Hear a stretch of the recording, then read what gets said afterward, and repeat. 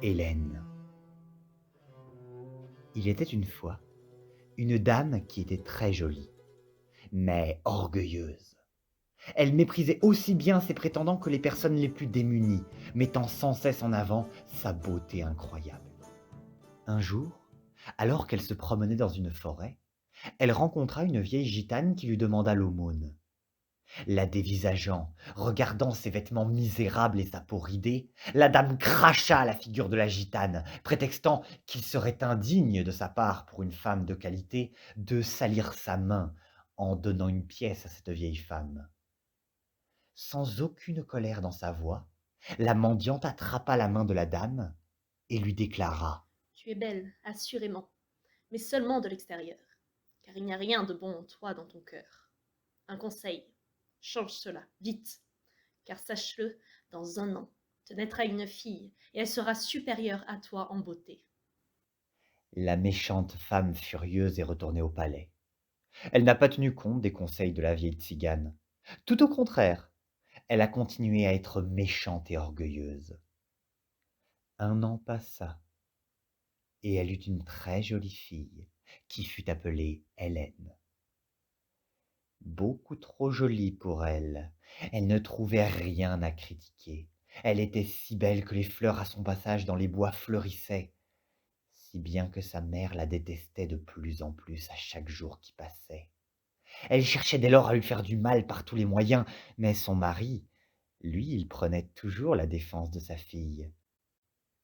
Un jour, la méchante femme a envoyé Hélène chez une sorcière qui habitait non loin dans une maison de rondins. Elle était en train de préparer une potion. Elle a sorti du chaudron une cuillère, l'a tendue vers Hélène, lui a proposé de boire. La jeune fille a goûté, et sitôt la potion avalée, le ventre d'Hélène s'est mis à gonfler. De jour en jour, il s'arrondissait, et les sarcasmes de sa mère se faisaient de plus en plus acerbes. Mon cher époux, je ne comprends pas pourquoi tu t'obstines à prendre la défense de cette fille. Ton amour pour elle te rend-il aveugle? Mais regarde-la donc, tu vois bien qu'elle est enceinte. Au début, le père ne voulait pas croire sa femme, mais avec le temps, il a bien fallu qu'il se rende à l'évidence. Sa fille semblait attendre un enfant. Il faut savoir qu'en ce temps-là, les femmes qui faisaient des enfants sans être mariées attiraient la honte sur leur famille, et le père ne savait que faire vis-à-vis de la situation. Ce conflit le torturait si bien qu'il voulut la chasser, mais il n'eut jamais le cœur à cela.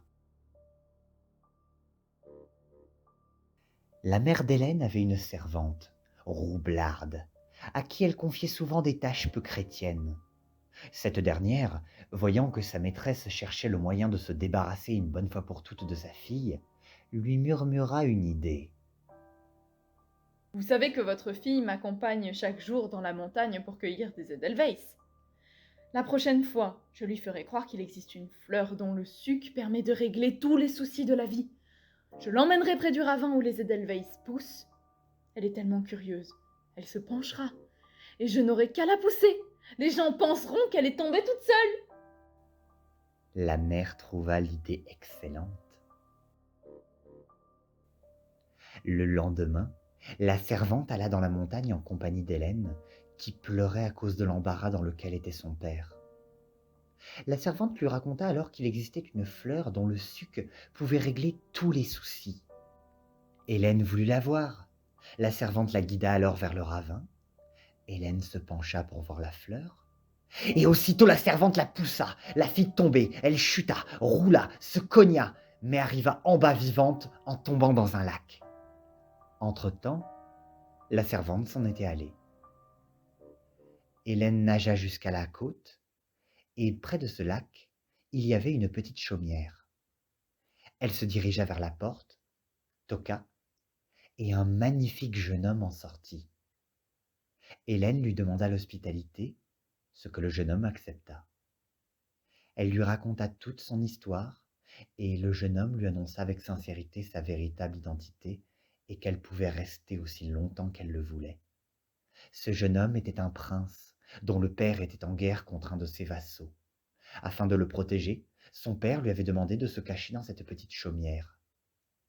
Chaque jour, le prince allait chasser dans la forêt et revenait le soir où il retrouvait Hélène, qui était de plus en plus belle et dont le ventre avait repris sa forme originelle.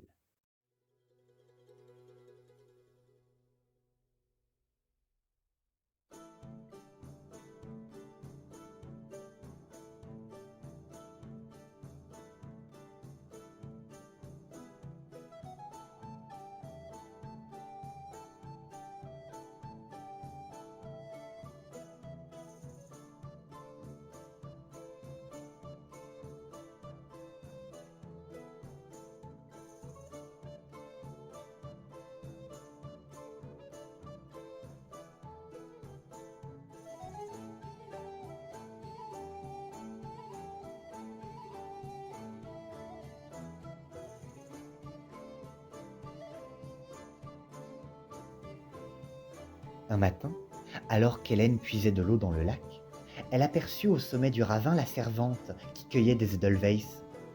Hélène aussitôt lui cria: Coucou ma bonne, je suis là. Passez donc le bonjour à ma mère. Quand la servante l'entendit, elle faillit tomber à la renverse de surprise. Elle courut alors de toutes ses forces au palais et raconta à sa maîtresse que la petite fille n'était pas morte et qu'elle lui avait parlé. Alors, la méchante mère se rendit chez la sorcière et lui demanda comment faire mourir sa fille. La sorcière lui glissa alors quelque chose dans la main. Prenez ces grains de salse pareils, ma bonne dame. Dès que votre fille les aura avalés, vous n'entendrez plus jamais parler d'elle. Le lendemain, lorsque la servante vint au ravin, Hélène était en train de tisser près du lac. Coucou ma bonne, je suis là. Passez donc le bonjour à ma mère. Bonjour Hélène. Voici de jolies cerises que votre maman vous envoie. Hélène vit alors tomber à ses pieds une pluie de petites boules rouges. Elle prit l'un des fruits, le porta à ses lèvres, mais au moment où elle allait le manger, le prince la jeta, lui disant que c'était du poison. Le lendemain, lorsque la servante revint au ravin pour cueillir des edelweiss, la jeune fille qui contemplait son reflet dans le lac lui cria: Coucou ma bonne, je suis là. Passez donc le bonjour à ma mère. La servante eut tellement peur qu'elle laissa tomber son panier et courut jusqu'à la demeure de la méchante mère. Ah, madame, j'ai encore vu votre fille en bas du ravin. Elle est encore plus belle que le jour. Elle n'est pas encore morte. Allez me chercher la vieille femme. Quand la vieille femme arriva, elle lui dit: Voici la seconde fois que je vous ordonne de faire mourir cet enfant, et elle n'est pas encore morte. Si cette fois elle y réchappe, c'est moi qui vous tuerai. Madame, répondit la vieille femme. voici une robe rouge. Dès que votre fille l'aura mise, elle mourra. Mort immédiate garantie.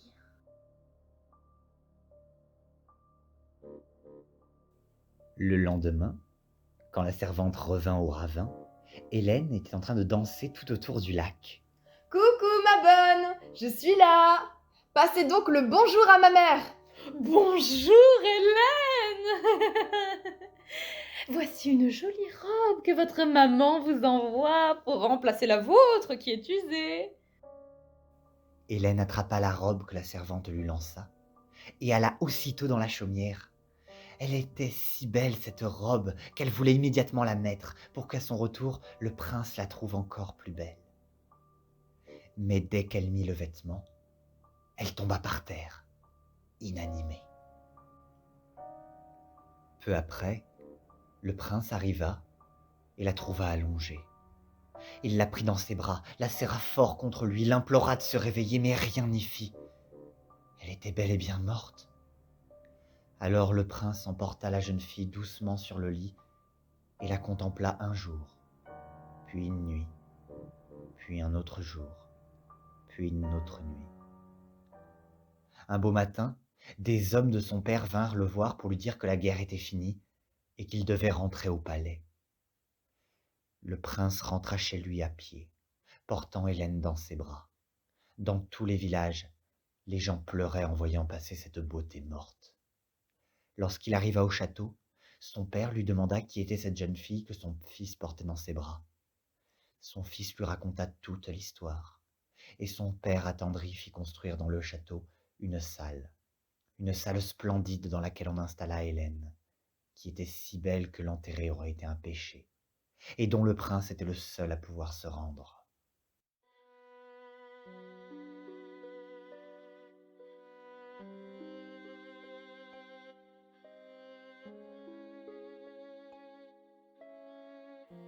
Avec le temps pourtant, le prince dut se marier. Sa nouvelle femme s'occupait de toute la maison, sauf de la pièce dont le prince gardait la clé toujours avec lui. Un jour, pourtant, il l'oublia sur sa table de chevet, et la seconde épouse ne put résister à la curiosité. Elle entra dans cette pièce mystérieuse et resta un long moment immobile. Sur un lit devant elle était allongée une belle femme, la plus belle femme qu'elle n'eût jamais vue. Elle semblait dormir. Pourtant, lorsqu'elle s'est approchée, la touchée, elle ne bougeait pas. Elle était froide.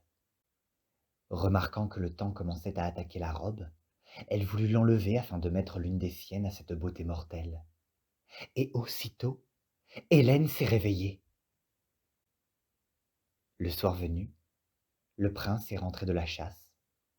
Sa femme, qui venait tout juste de refermer la porte de la salle interdite, avait bien vu que son mari était toujours aussi mélancolique. Quel cadeau, mon cher époux, me donnerais-tu si j'arrivais à te faire rire? Ne te fatigue pas. Rien ne pourrait me faire rire ce soir, excepté si Hélène revenait à la vie. Eh bien, tu n'as qu'à ouvrir cette porte. Le prince a alors ouvert la porte. Et là, Hélène était debout face à lui. Elle le regardait. Les flammes des bougies faisaient briller ses cheveux et un large sourire irradiait son visage. Elle était vivante. Elle s'est jetée à son cou et lui, il l'a embrassée et tout en l'embrassant, il riait. La seconde épouse, qui se tenait alors sur le seuil de la porte, déclara : « Cette jeune fille est la première femme que tu as aimée. C'est mieux pour toi que tu restes avec elle. Moi, je vais partir. » Personne ne partira. Vous êtes mes femmes toutes les deux. Je vous garde toutes les deux.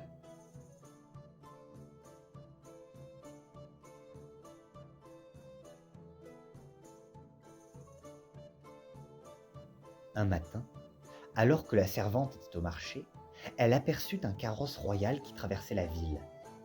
Tout le monde s'agglutinait pour voir ce cortège, et sur les sièges du carrosse, on pouvait voir le prince et ses deux belles femmes. La servante reconnut tout de suite Hélène et se mit à courir vers la demeure de sa maîtresse en relevant ses jupons au-dessus de ses genoux. Elle raconta alors ce qu'elle avait vu, et la méchante femme fut prise d'une rage indescriptible.